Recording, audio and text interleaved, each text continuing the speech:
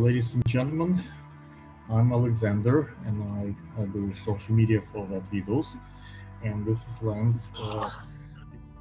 Himself, I'm from New York and Lance is in LA, California, right? Like, and you Yes. also do treats for dogs. Can you talk a little bit about the name of the company and what's you guys stand for? What's your mission? Yes. So we are plant-based pups treats.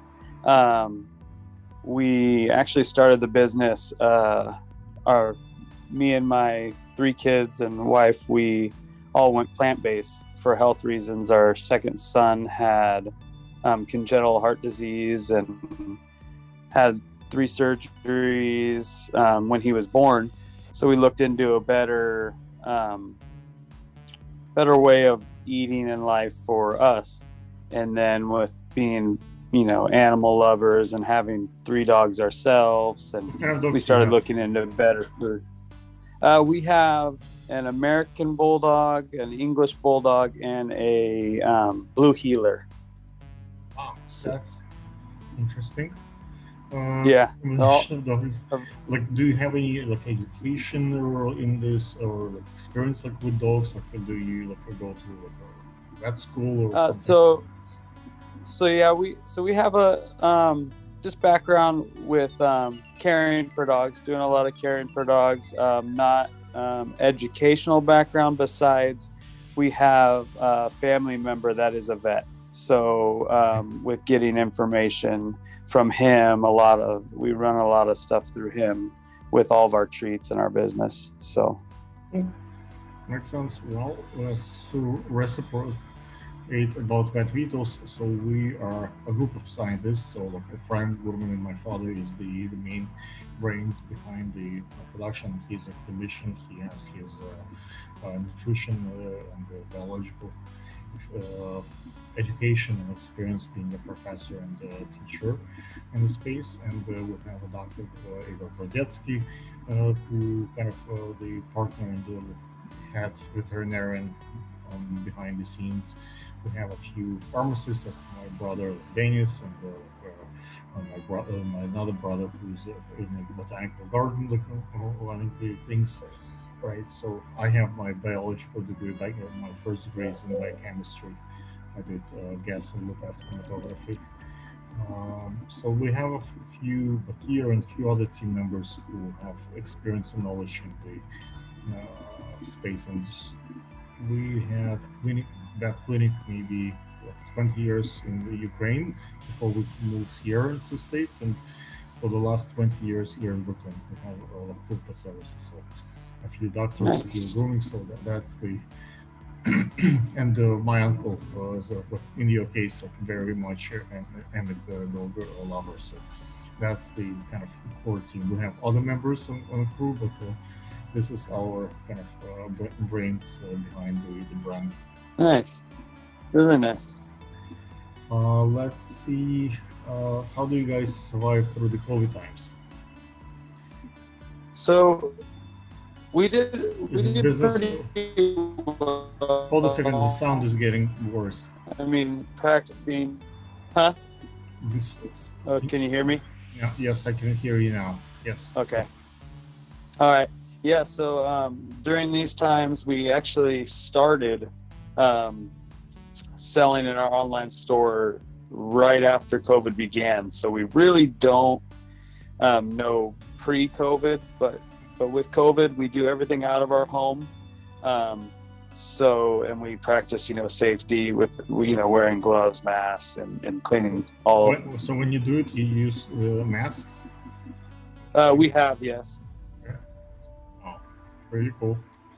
And Like, then we also do like local farmers markets. So, and in farmers markets, the same thing. So we're out there with masks on and sanitizing tables and, and stuff like that with the farmer market crowd. But yeah, I mean, online, like I said, it hurt a little bit in person, like our farmers markets and stuff, but that was pretty much it. Online's been kind of steady as long as we get, um, I mean, it's just being seen online, right? So Gotcha. That's the biggest thing. We kind of hit the bump with the COVID because like Berdetsky and my father and my uncle, most of these senior folks are kind of seniors, right? And Oh yeah. we don't want them to get sick, and we kind of took things slowly. Like now that pretty much everybody got vaccinated, and we kind of planning to open up, but it took a toll on the business. So we couldn't have employees inside, we couldn't have clients inside, so that was like a kind of a difficult time like for everybody, including us, to deal. But I think online sales are growing up, and I think I'm looking at the Petco is going public, Chewy going public, so many businesses in the same space are doing tremendously well. So that's encouraging Yes. for everybody in the space that it makes sense to be in that arena and that business. Now, do you know any like a fun story or a sad story, something that comes on top of your mind for like I kind of put you on the spot a few minutes ago, like Yeah. about your business, like about your treats, about your business. Yeah. Yeah. So I mean, like I said, our story all starts with our son and our family going plant-based and looking for a better way of life, just for us, and then moving that into our pets, and just looking at their health and their what they're putting in their body the same way.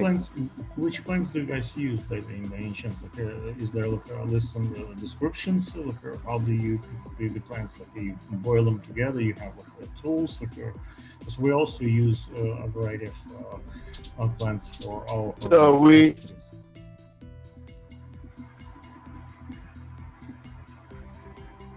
I lost the sound. There is no sound right so now. we use time out. Oh, sorry. You hear me? Yes, I can Hello? hear you now. Yes, I can hear you now.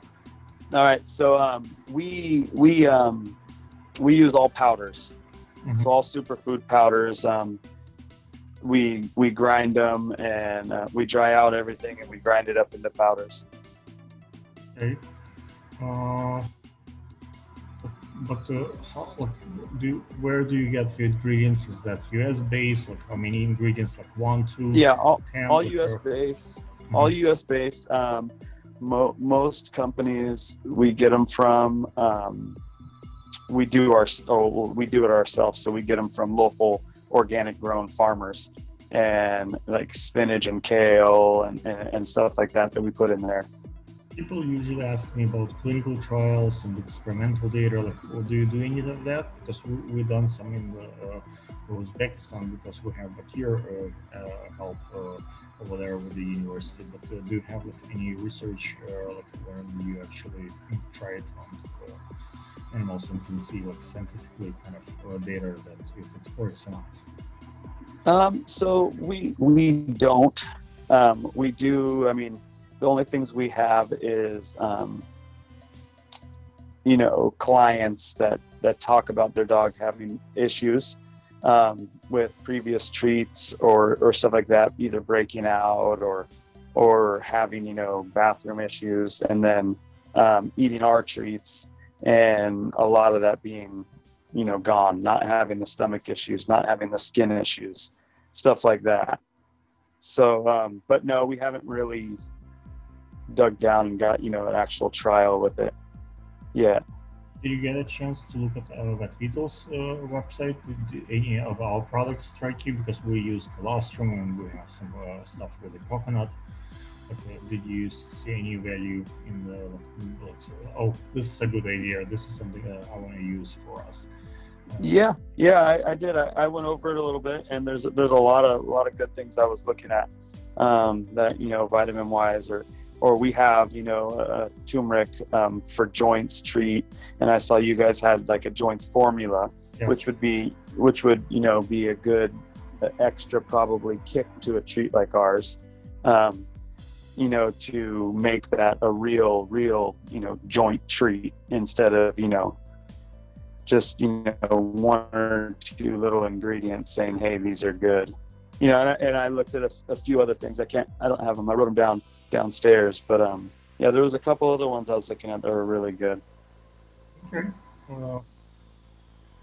For us, I think the most challenging story would be getting into the media. Like we try Facebook ads, and Google ads, and variety of hiring folks to get us like more competitive. Like the names that are easy, like Poppy Booster, for example, that many companies use, is kind of easy to compete and sells well. But whenever we produce our own name, like the Trizer or like names that are very unique to our brand, it's kind of difficult to sell. So that's what we kind of face the challenge right now. And another challenge that I face is we have sales online on Amazon, but Okay. sales directly on our website, that's something that's kind of very difficult to come by. It's Okay. a lot of effort. Yeah. And see, we're completely based on our own website. We were looking into getting on Amazon and, other little platforms. But we're strictly on our own, which I see it is that's, like I said before, it's getting people to that page. At least it's that's the difficulty. I don't think it's that difficult. I can get people. It's just Mm-hmm. making them buy that. It's a huge difference. I can get 1,000 people look at it, enjoy it, like comment and like, and to go through the process and actually pay for it. That's something that's completely different animal. Yeah. Space. It's like it's easy to get those leads. It's easy to get them to look at it, pay attention. A lot of people ask for free stuff. Let me try it. Let me ship to me for free. I'll see if it works, and then maybe I'll buy. So a lot of influencers thought that we get that a lot. I think the other challenge that I face, like, for example, I'm doing the fashion shows with dogs now. And I think that was kind of gave us a little bit of boost. I can see the data from the last 2 events that I had. One I did on ice, a little bit of production with dogs, and then I had another one in Central Park in the snowstorm. So those two things kind of gave me a bump. So I think people look at the fashion and the dogs and the pretty girls, and they kind of convert that to sale, like through the attention, and that funnels more sales. But other than this, I haven't found too much success. Like, I'm doing some of my videos, like when I wear a doctor robe and pretend to be a doctor, which I'm not. I'm not a veterinarian. We have veterinarians and stuff. I just do it for the video. And but still, even though I think I have good information in my notes and I use the teleprompter, it still does not convert to large number of views or sales.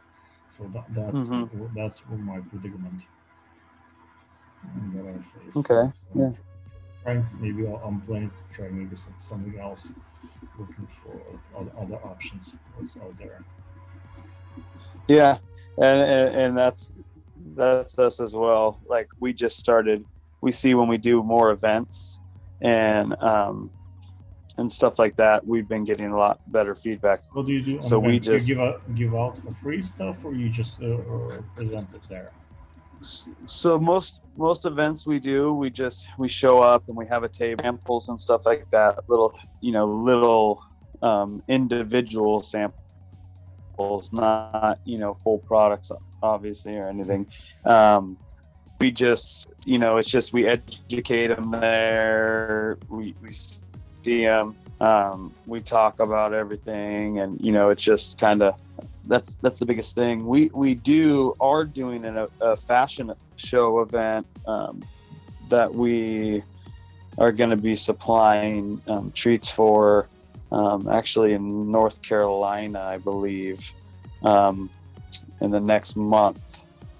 So, which we have a few people, you know, reaching out to us to have us part of their event. Okay, this sound is And getting. just want to have our treats out there to give. Do you hear me? Yeah, you back? Yes. Okay. Sometimes Yeah. it goes So away a little. yeah, I was just saying we're having a fashion show we're doing. We have a few people that contact us to have us part of their, you know, events that they're doing, to, you know, get our healthy treats to their participants and stuff like that. So, and on those, depending the size, like we'll do sample size packages for that, and one, you know, some events we charge. How much do they charge you? Like, what do they give you? Like, do you get like sales out of it? Like, I mean, usually on those ones we get a lot of good feedback, a lot of sales from them. But like when we give, so bigger events, we usually will, you know, pretty much just give, you know, sample products. We're doing like another event, subscription box, and, you know, we're giving a discount on, you know, a product that they want. So okay, that's another one that we're getting into is a subscription box. So subscription box, so they buy consistently the treats again and again. yeah. So monthly. You can ship them. I see. What social media really works for you? Like, how would you present it, like, in the intensity? Like for us, for example, I think the YouTube is the most sufficient to get the distribution in stores is the biggest one, because a lot of those people that I deal with as resellers, I don't think they have the social media. My father, I don't think has, like, goes on Facebook or Instagram, and so my uncle. So a lot of those business owners are not so much up to social, like, platforms. But YouTube, everybody can watch. You don't need really to have an account. But some of the younger folks, I think the Instagram is very important. So I just recently started doing also TikTok. I don't know if you that one. Yeah, definitely. Yeah, and we have pretty much every social media. We didn't dive into YouTube, but we thought about it before. I believe we started a YouTube and just didn't do it. We have the Facebook, Instagram, Twitter. Which one is TikTok. The best one for you? Where you see the most sales, the most I would say results coming out? For us, Instagram. Instagram's our biggest. Yeah, that's our biggest market. We get I think I was looking at it before. I mean, our website tells us, you know, where the people are coming from. So giveaway programs, we have like recently started the new program for the influencers. Basically, when we give 10%, like make a code, right? And influencer give 10% for their audience, and plus on top of that they get 15% for themselves. Oh, nice. Yeah. Something that, same money that we lose on Amazon, it's pretty much the same money that we lose with influencers. Oh yeah. Yes. Okay. Let's see, maybe once we post this one, what kind of results we're gonna get. If maybe other dog lovers wants to kind of join the conversation and comment on the discussion. I would call it like interviews, more like two brands are talking, right? If we come up maybe with better topics for the next one, Lance and I maybe we'll come back to the discussion. Maybe we'll exchange a little bit of product samples and see, if we can kind of testify if it works or not, and what are the results. Yeah, of course. Love to do that. Whatever makes sense to move those brands towards more publicity. Yeah, Makes sense? definitely. Thank you, Lance, for your time. Yeah.